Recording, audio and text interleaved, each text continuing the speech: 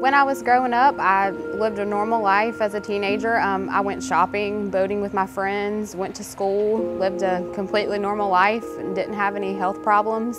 And then I went on vacation to Mexico when I was about 17, and I was unable to walk long distances. I came home from the trip and got some blisters that developed into ulcerations, and they never healed. I was eventually referred to a general surgeon, which is where I kind of found out what was going on, and that's when I found out that my arteries were occluded behind my knees and both legs.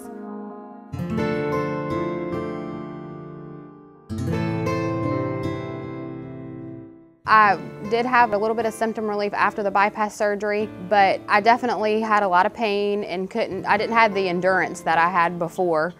Angela was in so much pain. I watched it progress within probably a year. The screaming, I cannot explain to you the screaming that she did.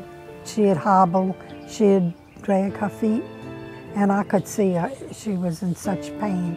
And I'd try to do what I could for Angela and get Garen off to school. And many times I seen Angela in such pain. I had to try to help her the best I could. I had gotten off work from a full weekend of working 3 12-hour shifts. I just had a lot of increased amount of pain that led me to get an appointment with the doctor in Mobile. Had an arteriogram done, and he came to the conclusion that it would be the best to amputate it at that time.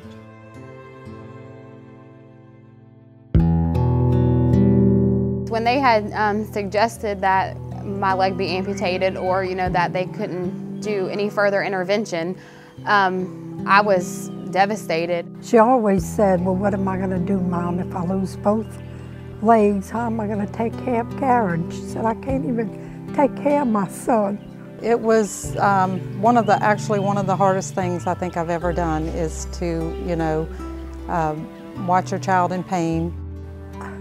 I can only say I asked God so many times to please save her legs, When Angela was first told she was going to have an amputation, the physician from Mobile that she had seen had told me that she was going to need to stay the night in the hospital and amputate tomorrow sometime. And I just said, no, sir.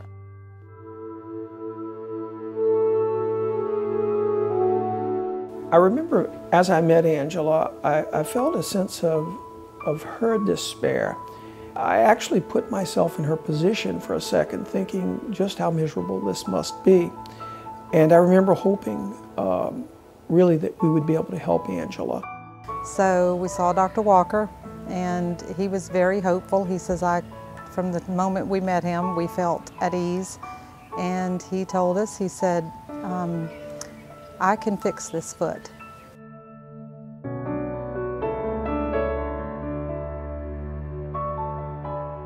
I had my first procedure in August. He went in and lasered the artery and cleared the clot and placed the stents. After a couple of weeks, I was actually able to get up and walk to the end of my road, which sounds like a short distance, but I hadn't been able to do that. It was kind of like to the driveway was pushing it. Within a month, I was able to walk 2 miles, which I haven't been able to do in years upon years. Angela now has, not only has she healed her ulcers and has no rest pain, but Angela has no claudication, no pain in her legs with walking, and in fact has started to run. Thanksgiving lunch was the first thing that I got to attend with my son at school since he had started kindergarten. Went and did gingerbread houses at Christmas time, and just recently went to his Valentine's Day party. I've been able to go back to work since then. I'm back to doing 12-hour shifts. We're actually planning another trip to Disney World, and we're going to be going to do all the fun things that we've always done. This is a far cry from watching her the way she was in pain. Thank God, for being able to do the things she loves. I would definitely say that if you're faced with the decision of making a choice to amputate or not, to make sure you've exhausted all of your options, because my life would be dramatically different right now.